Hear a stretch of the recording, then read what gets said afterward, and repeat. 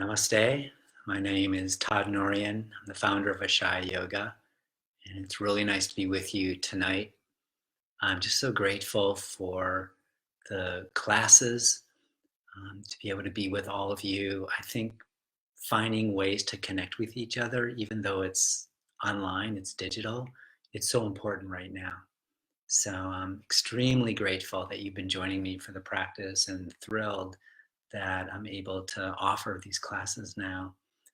It's such a great learning for me. I'm on a pretty steep learning curve, but it's been so much fun to learn and grow with you and to connect. And then it's intimate in a way because I'm inviting you into my home, and I've really never had many students in my house before. I've never really taught a class from my house. I've done privates and I do initiations here, but it's really sweet to invite you in, and I hope wherever you are warm and you're feeling the coziness of this beautiful time of the night. I'm nice and warm here and looking forward to tonight. I'd like to keep it short, but there really is a lot I want to say, so we'll just see how it goes. Of course, you're free to leave whenever you want. This is an open classroom. Tonight I wanted to give a little more context around sort of where we're going in the practice. We're going to be shifting from our asana focus to more inward focus through mantra, meditation, and chanting. So it's really, we're kind of shifting gears, but it's not really shifting so much. We're on a trajectory, and I want to talk philosophically about that. But I was thinking just tonight that, it's not that meditation is higher than yoga, than asana, or that the more subtle realms are higher than the physical realms.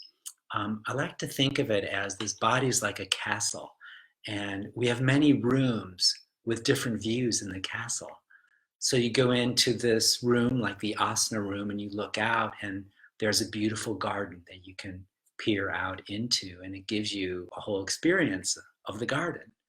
Then you go to another room in this beautiful, majestic castle, and you look out, and there's the lake view, and you see this beautiful water, and it gives another quality, another experience. Now, I wouldn't say that the garden is lower than the lake, or they're just different experiences that have different values to them.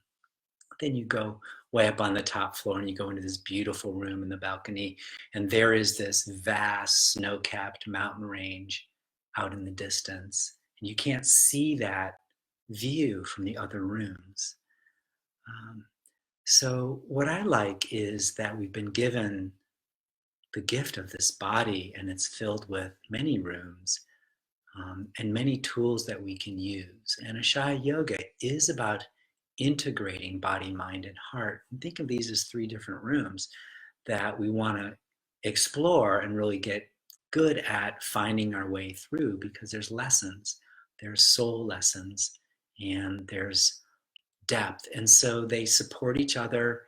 They work together. They're like a braid of body, mind, heart. They're separate and inseparable at the same time.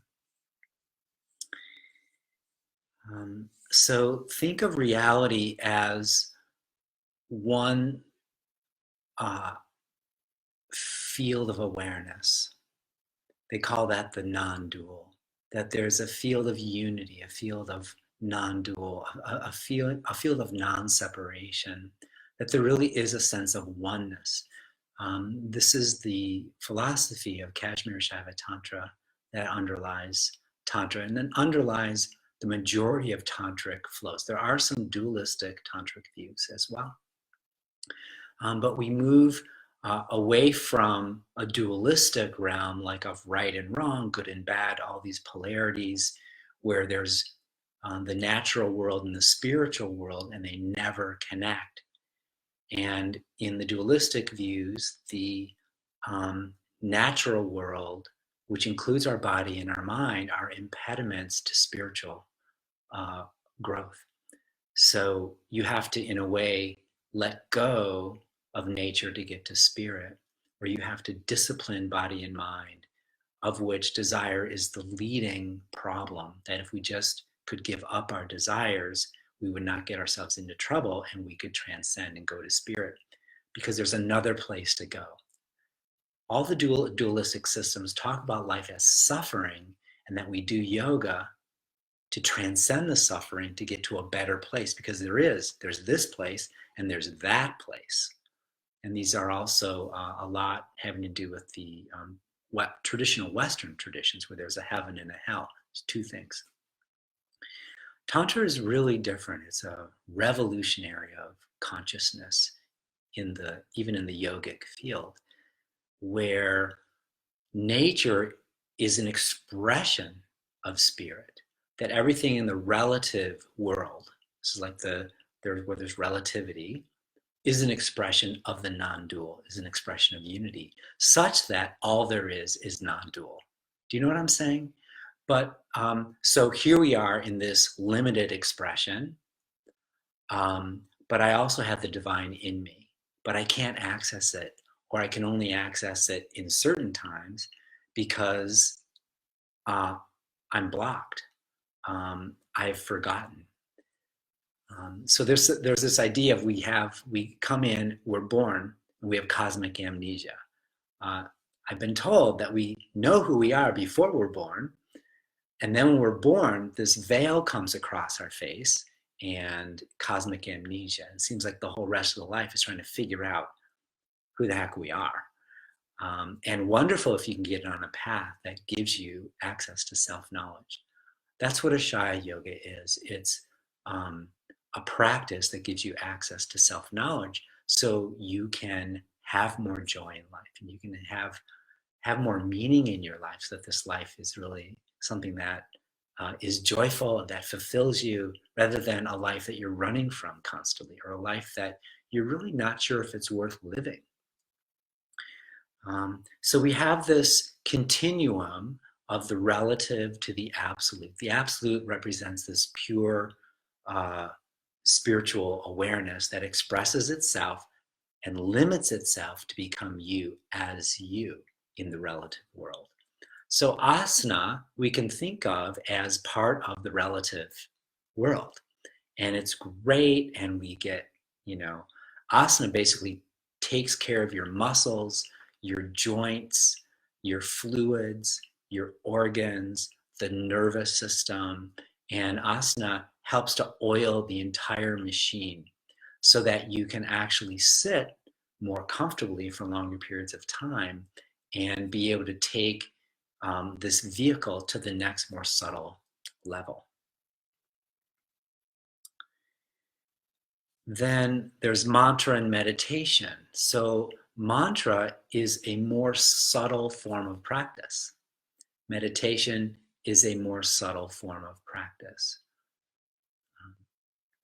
And mantra meditation further purifies the body-mind and opens up access for deeper levels of subtlety. So you can start to touch the divine aspects of yourself. You get closer to the realization of the experience of the absolute consciousness, where you feel freer, where you feel light, where you feel a source of power, where you become invincible.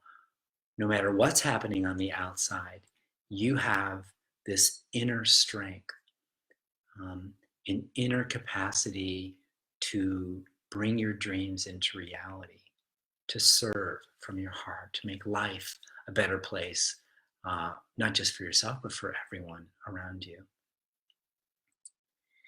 So then what is it that we're trying to purify? Well, there's something called the dust that covers the surface of consciousness. This dust is called malas, M-A-L-A-S, malas. There's 3 different kinds. The main kind, which I'm just going to talk about tonight, is the anava mala, which is our habit and pattern of feeling lack, feeling like I just am not enough as I am. Out of lack comes a sense of shame, comes a sense of I'm not good enough, and eventually comes depression. So everyone is working with some level of this anava because we're all sort of um, assessing whether we're enough or not. And to, if you're not really on a spiritual path, you're not aware that we have this inherent sense of lack, you might start filling that lack with substance, with something else to cover up, because the experience of lack is painful. But what's more painful is not knowing that you have the experience of lack.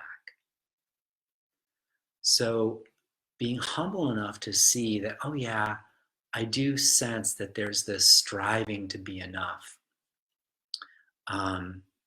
That the recognition of that in and of itself is freeing. Um, so that's an example of the kind of dust that covers the surface. So meditation gives you access to that, and it starts to clear off and dust off the heart such that you have a clearer experience of your true nature. The other thing that gets in the way are called samskaras. Samskaras are imprints or scars, samskaras. Imprints from the past. There are three types. Some are neutral, some are positive, you want to keep those imprints, and some are negative. Those are the nasty ones. You want to learn how to release those samskaras. And a lot of times it's very, very difficult to release them. So what the mantra does is that it begins to dissolve the samskaric seeds so that they cannot sprout. Samskaric seeds are the potential we have to create suffering in our lives. The potential we have to be overly judgmental, if that's one of your samskaras, or to fall into regret and guilt very often, or to have a fear that's so incessant that you can't control it. These are patterns, negative thought patterns that pull us down into heavier states. So, and some of us also build up walls of resentment based on the hurt that we feel, not so much from other people or other things, but our confusion around where our power really lies. And if you're not able to own your own power, then we project out onto other people. And that's when resentment goes out. So, if I resent that person, I'll be able to get them back for what they did to me. And we all know resentment doesn't hurt anyone except the one who is resenting. It's a very heavy load. Think of all these heavy loads as walls that surround the heart. And these walls make it extra difficult for you to touch the divine that's already there inside of you, but you can't access it. So remember, I talked about regret as the failed attempt to change the unchangeable, where life is only moving forward, it never stands still, and it doesn't go backwards. So if you're stuck in your past in a regret that you wish you hadn't said what you said and you obsess about that, or some relationship didn't end so well, and now you're obsessing about the relationship that didn't end so well, guess what? There's nothing you can do about it. Move on, move on. You have to be able to recognize it first, accept it, embrace it, and then let it go. So we want to avoid the leakage of our power going to the unchangeable. There's fate and there's destiny. Fate is what's given to you, destiny is what you do with it. You can change your destiny, that's the good news. But stop trying to change your fate. Like your age, you cannot change. You are the age that you are. And guess what? Everyone's getting older, and you can't change getting older. So why are you stressed out about that? So we want to stop trying to change our fate and get more focused on what we can do to increase our destiny.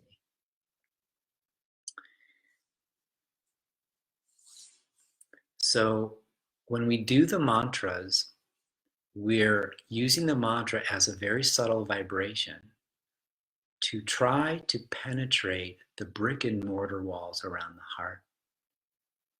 Mantra vibration can find its way through the tiny, tiny cracks in the walls around the heart. And when there's enough cracks in the walls of the heart, they crumble.